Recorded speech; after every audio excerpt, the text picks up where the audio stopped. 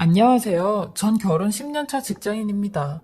저희 시어머니께서 돌아가시고 새로운 시어머니가 오셨는데 그 새 시어머님 때문에 저희 집안이 풍비박산날 뻔했어요.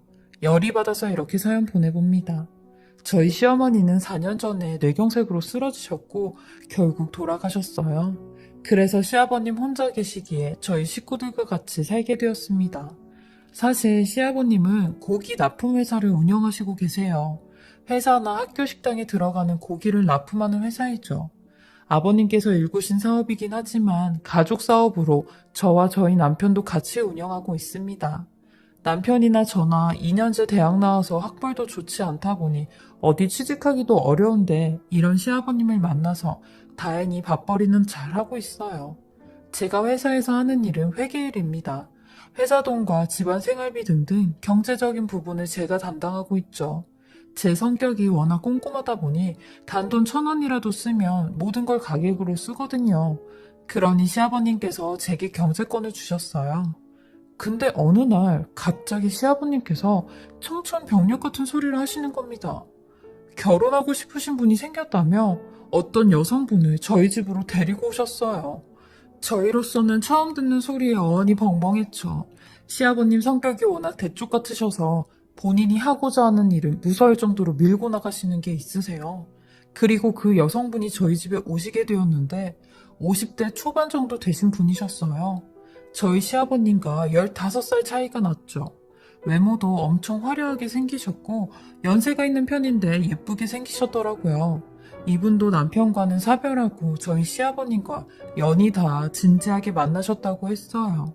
그리고 그분이 가시자마자 시아버님은 죄 여사랑 결혼을 할 거니까 니네가 추진 좀 해보라고 하시는 겁니다. 저희 남편은 그 소리를 듣고 굳게 반대했어요. 엄마가 돌아가신 지 4년밖에 안 되었는데 어떻게 새장가를 가시려고 하냐며 그건 아닌 것 같다고 그냥 저분과는 연애만 하시라고 했어요. 하지만 역시나 시아버님 불같이 성질을 내시며 니들한테 허락받으려고 하는 게 아니라 통보해주는 거라고 하시더라고요. 이런 시아버님 성격 누가 말리겠나요? 그리고 솔직히 저희는 발언권이 없었어요. 시아버님께서 저희 부부한테 사업에 손 떼라고 하는 순간 저희 부부는 백수가 되는데 진짜 울며 겨자 먹기로 시아버님이 하시는 대로 할 수밖에 없었죠.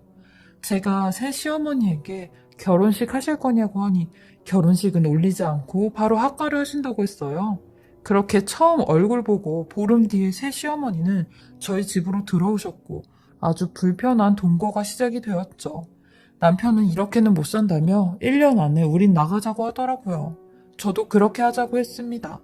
그리고 새 시어머니와 마주하게 되었는데 아니 새 시어머니 저희 집에 오시자마자 고상하고 착했던 첫인상과는 달리 성격이 180도 바뀌시더라고요. 저한테 지금까지 시어머니도 없었으니까 시집살이도 안 하고 아주 편했겠네.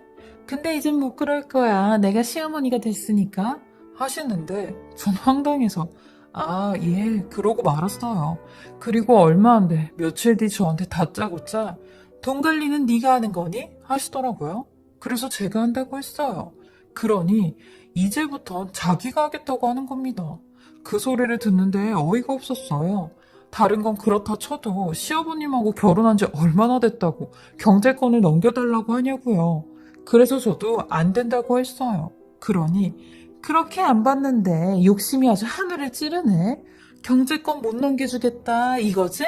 그럼 나도 가만히 안 있지. 어디 한번 해보자 하시더라고요. 그리고 그 이후 새 시어머니 지옥 같은 시집살이가 시작이 되었어요. 근데 새 시어머니는 일부러 시아버님 옆에 계실 때마다 시집살이를 시키셨어요. 아침상을 차리면 저 들으라는 식으로 시아버님께 어머 여보 여태까지 아침을 이렇게 드셨어요? 아니 한 회사의 대표가 이렇게 아침을 먹고 출근을 하면 어떡해요? 며느리는 당신에 대한 존경이 없나 봐요. 그리고 나도 아침은 황제처럼 먹어야 돼서 이렇게 후적지근하게 먹으면 나 빈혈 생겨서 쓰러져요 라고 하는데 그 말을 들은 시아버님 뭐라고 하시겠나요? 당연히 저한테 노발대발 하시며 내일부터 아침은 오첩반상으로 차리라고 하시는데 네 시어머니 각별히 신경 쓰라고 하셨어요. 새 시어머니 완전 여우가 따로 없었죠.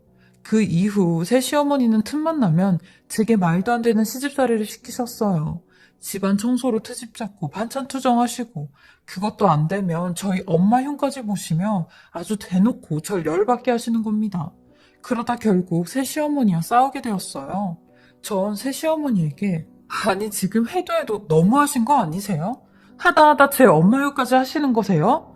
아무리 시어머니 노릇하시고 싶으시겠지만 적당히 하세요. 제가 집에서 노는 것도 아니고 회사 일까지 하고 있는데 이런 거 저런 거 보기 싫으시면 새어머님이 하시면 되죠? 라며 큰 소리를 쳤죠. 그러니 가만히 계시다가 아휴 내가 이런 대우까지 받아야겠냐며 그만하자 하시는 겁니다.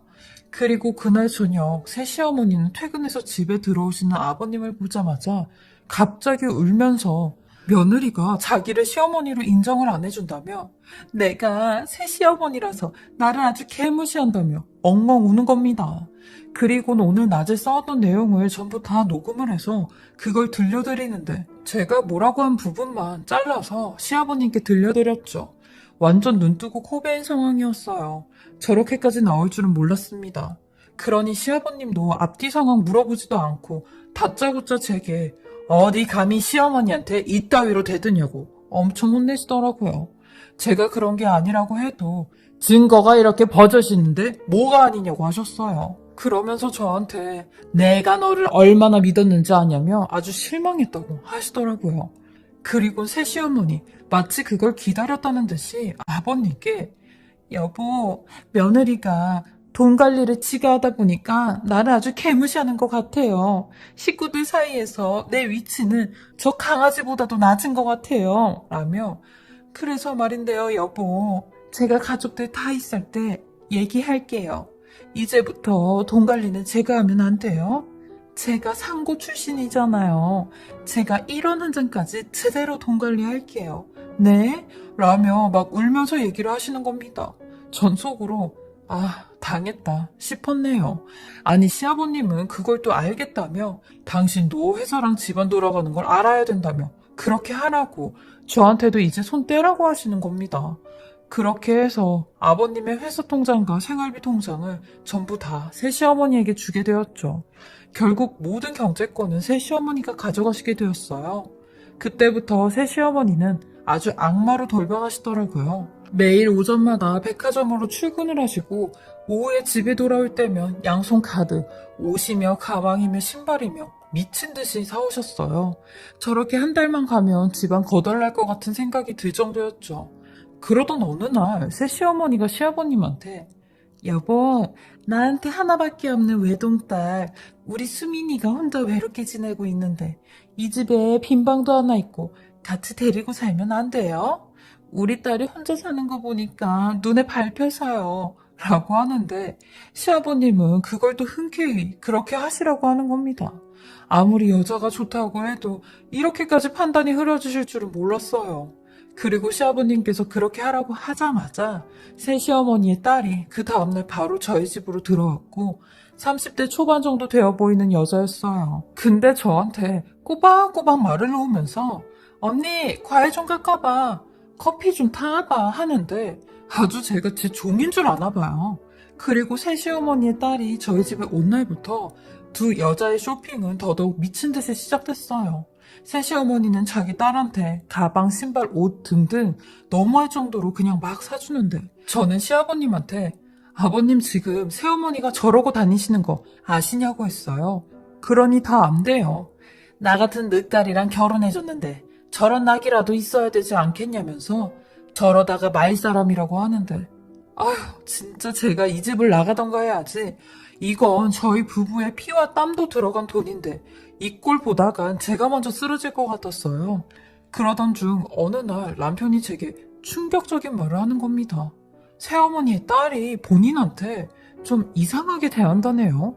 그러면서 남편이 핸드폰 메시지를 보여주는데 새어머니 딸이 남편한테 오빠 맛있는 것 좀 사줘요. 오빠 우리 여행 갈래요? 언니 빼고 우리 식구들끼리만 가족여행 어때요? 라는 그런 내용이 수두룩했습니다. 전 그걸 보자마자 얘 미친 거 아니야? 했죠. 하다 당신한테까지 이러는 거냐고 했어요. 그러니 남편도 연락을 씹으니 이제 대놓고 얼굴 보며 그러기 시작했대요. 저 없을 때 회사를 찾아가서 점심을 사달라고 그랬다는 겁니다. 아니 이건 누가 봐도 꼬리치는 거 아니냐고요. 하다 제 남편한테까지. 남편도 이상한 느낌을 받아서 저한테 바로 얘기를 한 거였죠. 전 완전 뚜껑이 열렸고 가만히 있을 수가 없었습니다. 새 시어머니 딸방으로 미친 듯이 달려가서 있는 힘껏 내리치며 너 정신 나간 엑스 아니니? 어딜 감히 우리 남편한테 작업을 걸어? 너도 네 엄마 닮아 그런 피가 흐르니? 하며 소리를 질렀죠. 그러니 새어머니와 시아버님이 놀래서 막 달려오셨어요. 새 시어머니는 지금 뭐 하는 거냐며 네가 뭔데 내 딸한테 손을 대냐고 해서 제가 시아버님께 상황 설명을 다 했어요. 그러니 새 시어머니는 무슨 말 같지도 않는 소리냐며 시아버님께 또 막 울면서 이것 보라고 며느리가 아직까지도 나를 시어머니로 인정을 안 한다고 제가 나를 시어머니로 생각을 안 하니 내 딸도 아주 파렴치한 사람으로 생각하는 거 아니냐고 저게 말이나 되는 소리냐며 억울하다고 하시는데 저도 시아버님께 속지 마시라고 했어요. 저는 아버님을 10년 넘게 봐왔고 아버님 핏줄을 낳은 사람이라고 그리고 남편도 이상한 느낌을 받았다는데 자식 말이 거짓말이겠냐고 했어요. 그러니 시아버님은 네 시애미한테 버르장머리 없이 한 거 사과해라 하더라고요. 여동생이 지 오빠한테 밥 사달라고 할 수도 있지 네가 괜히 질투하는 거 아니냐고 하는데 아예 말이 안 통했고 저는 더 약이 올랐습니다. 그리고 남편과 어떻게든 새 시어머니의 정체를 밝혀야겠다고 생각이 들었죠. 사실 얄미운 것도 있었는데 뭔가 느낌이 쎄했어요. 왜냐면 한 번은 식탁에 저희 집 생활비 통장이 놓여져 있어서 그 통장을 일일이 다 봤는데 이상하게 매달 15일마다 300만 원씩 현금을 뽑았더라고요.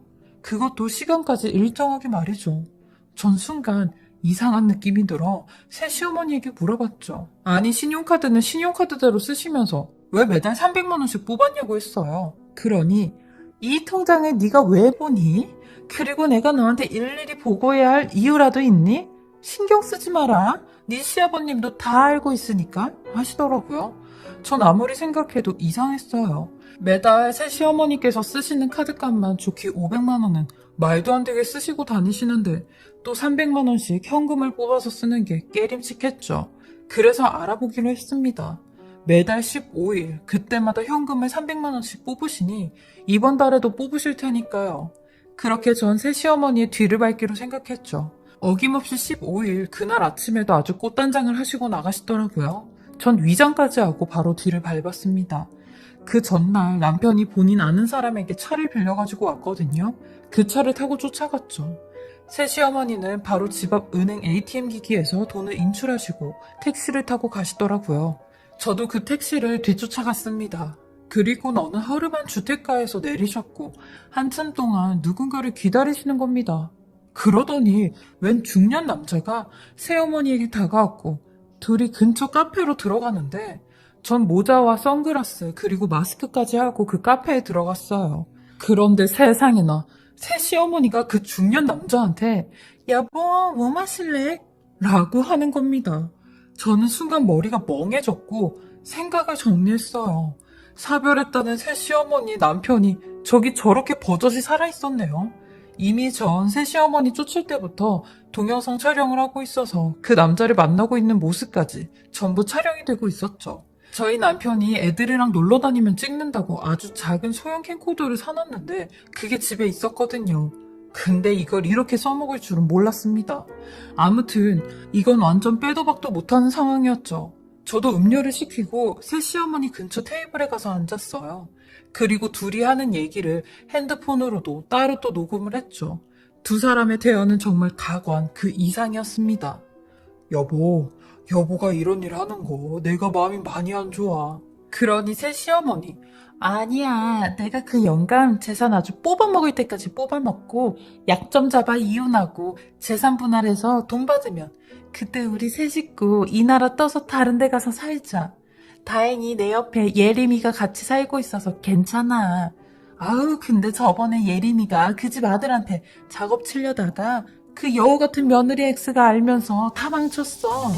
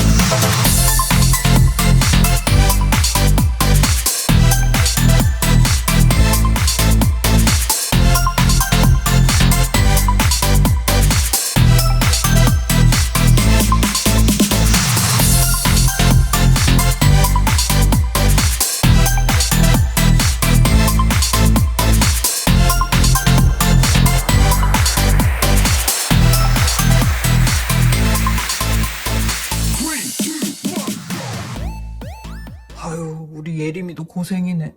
저번에 얼굴 보니까 애 얼굴이 많이 야위었던데 좋은 것 좀 사서 먹이고 그래 하는데 와, 진짜 이런 일이 있을 수 있나요?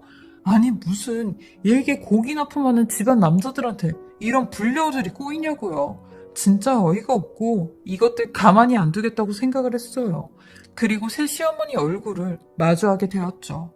저는 모자와 선글라스, 마스크까지 다 벗고 뒤를 돌아 인사했어요.